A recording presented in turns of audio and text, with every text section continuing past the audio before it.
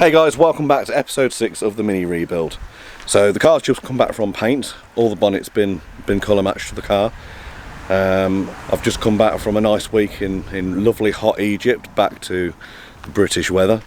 Looks like we're going to get rained on today, so we're going to focus on getting all the airbags and that done. But I'll just show you how the car looks now. So that is looking so much better. They've matched the colour brilliantly, I have to say. We've got the alignment sorted out on the bonnet, that's a bit better. The reason the alignment was out on the bonnet, one of the bolts on the actual hinges, which I hadn't touched on that side, had cross-threaded, so I managed to sort that out. That's sitting an awful lot better. So let's take you around and show you the back. They've also touched in the rear bumper as well, that mark on the top around about there. There's just a few bits we've got to sort on the front bumper. Because they've part painted it, they didn't want to really machine it in, so just these little bits here, which I'll get the DA polisher on and sort all that out. So I've got the carpet shampoo, so I'm going to give this a good going over and get any footprints or any dirty bits out of the interior. But as I say, we've got to now strip the dashboard out, take the steering airbag out. I've been told by one of the local airbag firms that the crash module that's actually located under the centre console here doesn't need to be removed because it's a self-healing one. So basically when the igniters fire for the pyrotechnics in the airbags, it alters the resistance across the circuit, so the airbag module knows when it's been fired and when it's not. So if we change the dashboard out to replace that airbag, and then replace the seatbelt tensioner, which if we have a look, get a better angle, you can see that one is considerably shorter than that one. It's actually squeezed in down there. That's because that's activated. It pulls the seatbelt tight in the event of an accident. So by replacing that tensioner and the other two airbags, hopefully all the lights will turn off. So I'm going to switch you over to my head-mounted GoPro and we'll have a crack at getting this bad boy out. So first of all, we need to disconnect the battery. Whenever you're working on any kind of airbag system, there's so many different ways in which you can set the airbags off unintentionally. So always make sure that you remove the battery, negative battery terminal. So that's usually located in this flap here, which we can see there. So we'll get a spanner on that and drop that out and just put something in between so we can't remake contact. Hopefully you can see I've removed the negative terminal off the battery here, and I've used the actual battery enclosure cover to create a bit of an air gap between the actual terminal itself and the clamp. Don't want them touching accidentally while I'm taking all the airbag components out and cause them to activate. Okay, so to start off with, there is a little slot under the steering wheel.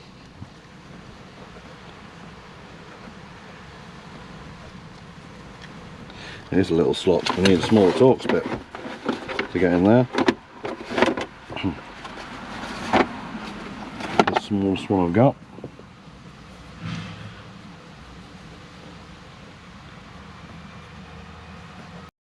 So after about 20 minutes of faffing around, once you've got, you need quite a sizable, so I've used here a T27. I've got it through the hole, and you push against a piece of metal, and you've really got to kind of leverage your hand, force the screwdriver up in order to get the leverage on it. But if you push that up, the steering wheel basically pops out. And if we have a look inside here, that's effectively what we're doing. Look, we're pushing them clips up to release the airbag. So first things first, we're going to remove this grounding clip. There we go. And then we carefully need to get in a smaller Torx, see if that'll release it for us.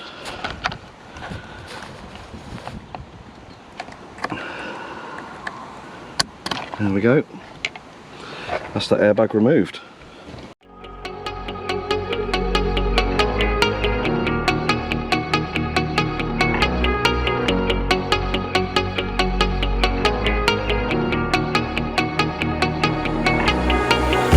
When I'm lonely in the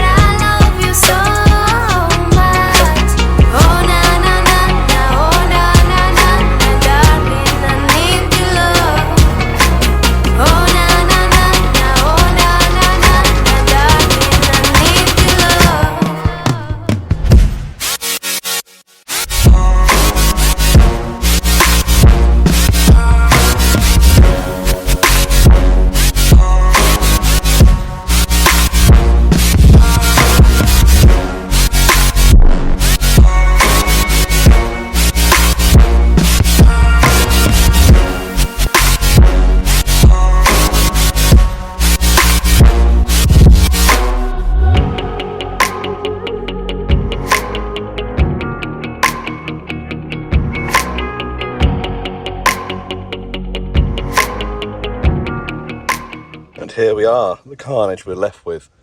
So this was an absolute nightmare. I honestly thought this would be like a couple of hour job.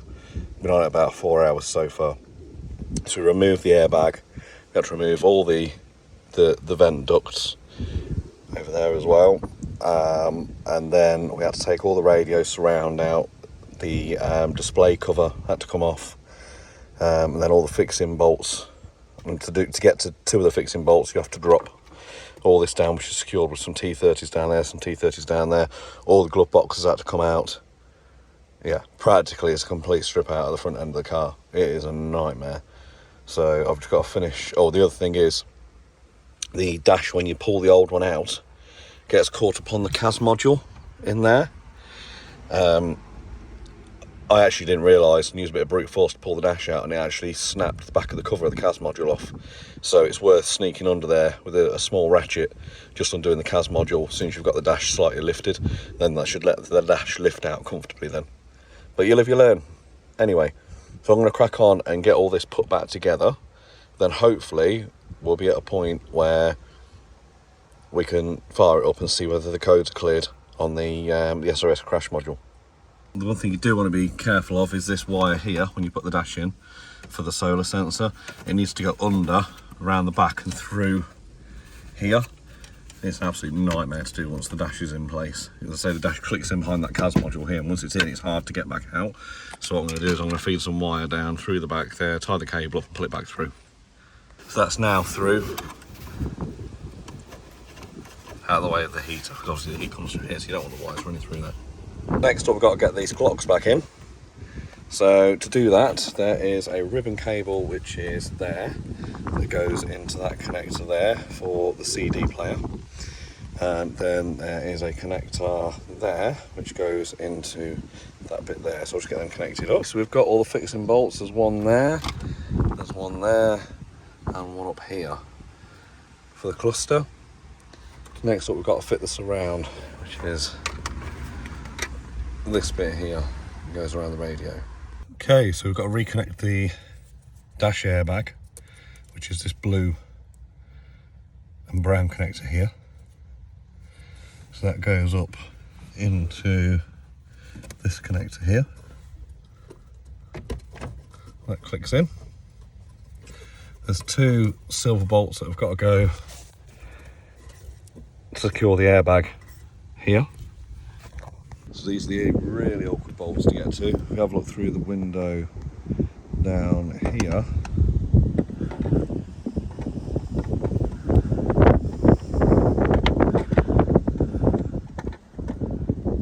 there's some T30s that fix the dash in. So we've basically got to keep turning away at them. You can see there. Bit of a nightmare, but persist with it. Vents just screw in, so I'll just go around until that bolt hole lines up there. Then we put the fixing in to secure it.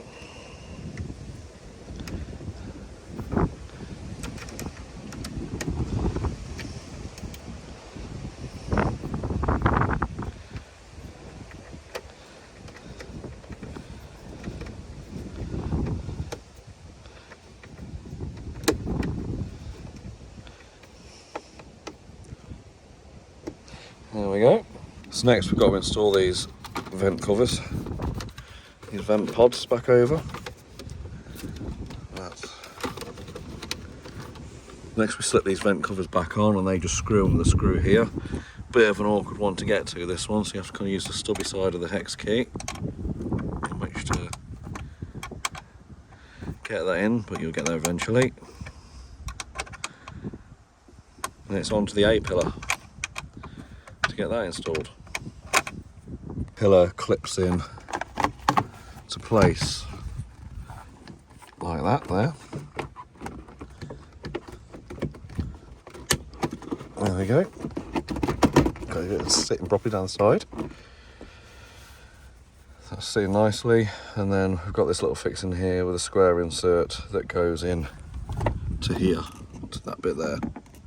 Once that's nice and tight, we can refit the airbag cover, and that's that side done. We've got to get some screws back in the bottom of the dash there, then we've got to fit the fascia on the front with the hazard warning button.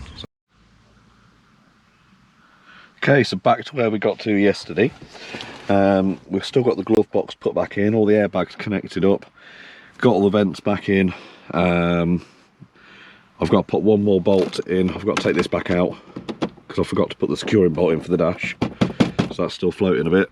So I'll get that in. I'm going to fit the airbag now, so I haven't got to worry about reconnecting the battery, and we'll get that seatbelt tensioner done as well. And get the airbag reconnected, and I don't think there's any electrical connectors we need to reconnect. I'm just going to get all the bolts back in. So first things first, on the airbag, I've got to connect this grounding cable, which goes on there,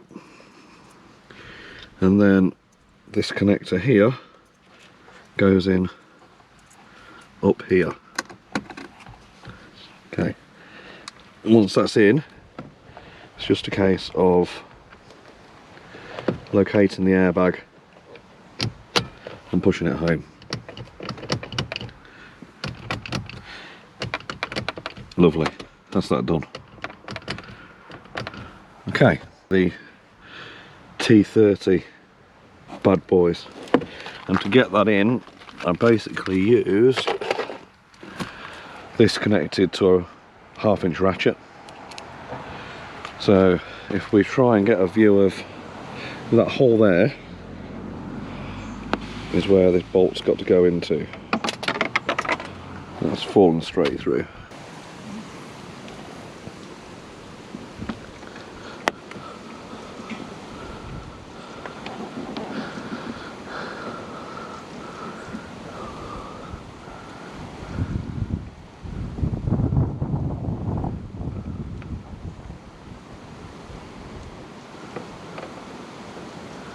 So that's in place.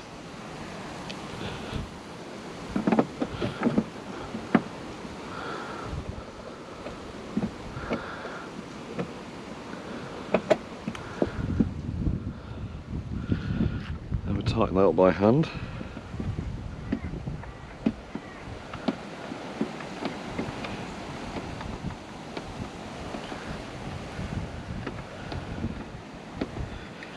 Once we've got it there by hand, pop the ratchet on.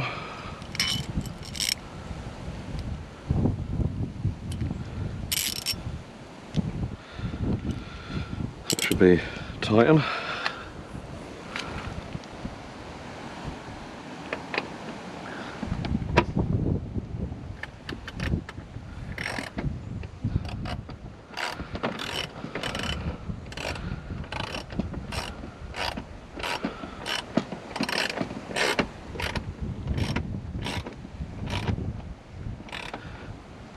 That's nice and tight. Very good. That now stop that dash from moving, which is awesome. So now we can go back in with putting the cover back on.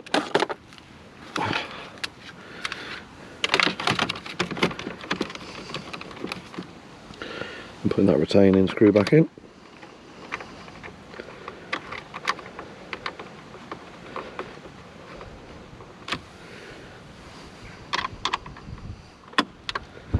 This really is probably, them two that we just put in there, or putting this, that one and this one now, are the most awkward ones that you'll have to get to.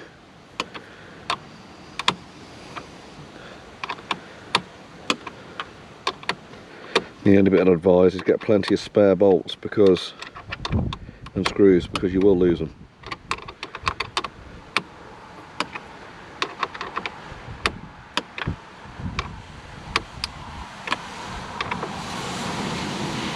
Okay, so that's that fitted like that.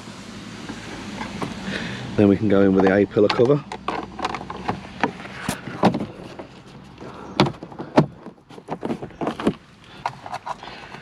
Yeah, one of the bigger ones.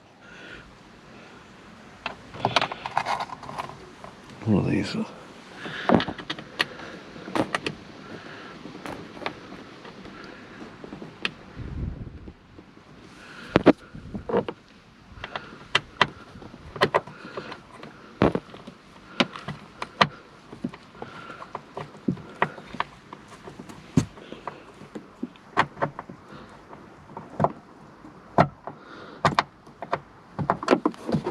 That's solid. So we need to get the other airbag cover. Put that in there.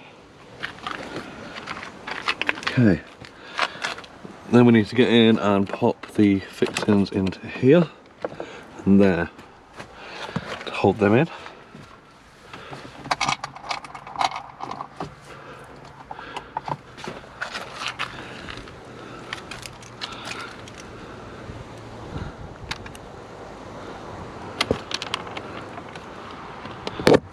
So we put these ones in as well.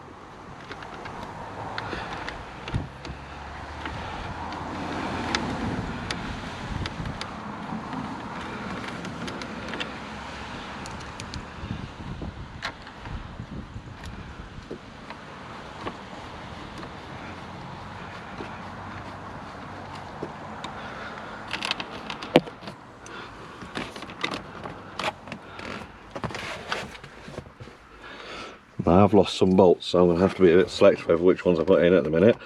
I'll leave the ones that are easy to get access to replace them at a later date. Seems to manage to get some replacement ones. I think if we go into there, that holds the dash and the vent, which is a double whammy.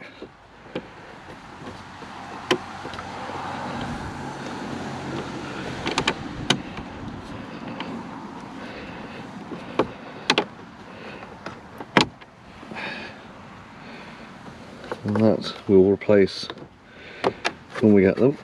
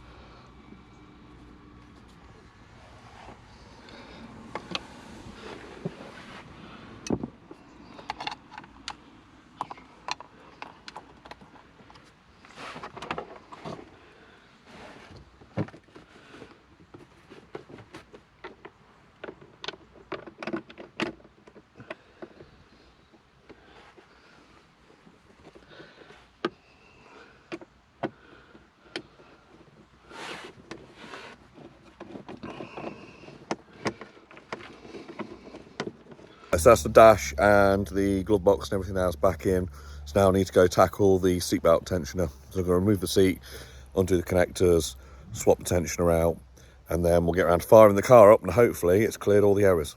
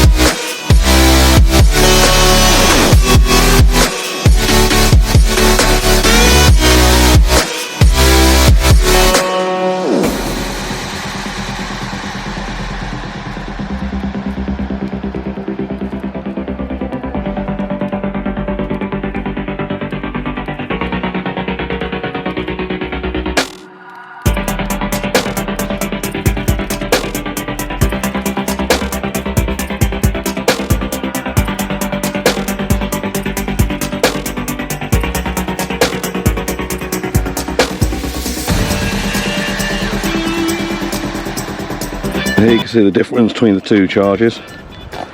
One that's fired and shortened and the one that hasn't. Significantly different.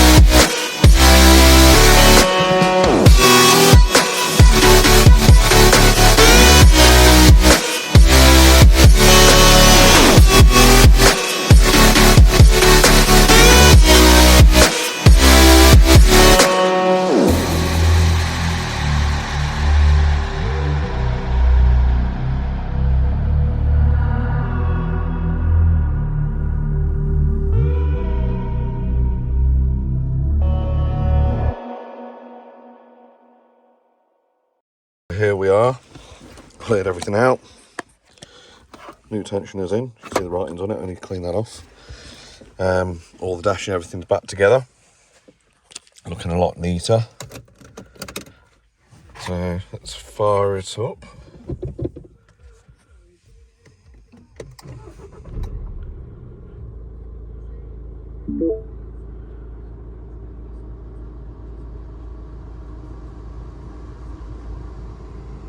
So there's no airbag warnings. And obviously it's picked up occupancy in the driver's seat, which is why that seat belt's on. So hopefully, swap hands. Hopefully, when I connect the seat belt in, that light goes off, and it does. Happy days. Got the display working back on the radio. So point of note, if you ever do this, remove the CD radio and the display at the same time. There's a ribbon cable that runs up the back of there and into the back of that unit there. And unfortunately, the ribbon had come detached from that CD player, so I had to take the whole thing out, literally strip it down, motherboard out, everything. I had to cut away a piece of the material that was covering up the ribbon cable receptacle on the board. The clip, hot glue, put it in, hot glue it all down. Bit of a nightmare. Suggest don't do it. So make sure you take that and that out as a whole. So there we are. We've made great progress in this video. I'll leave it there today. Left to do on the car itself now. We've got the bonnet stripes, which we need to sort out. Need to get these wheels refurbed because some of them are looking really, really rough. I was going to have them powder coated, but I think I'm going to strip them down, and I think there'll be more kind of educational value in actually doing it myself.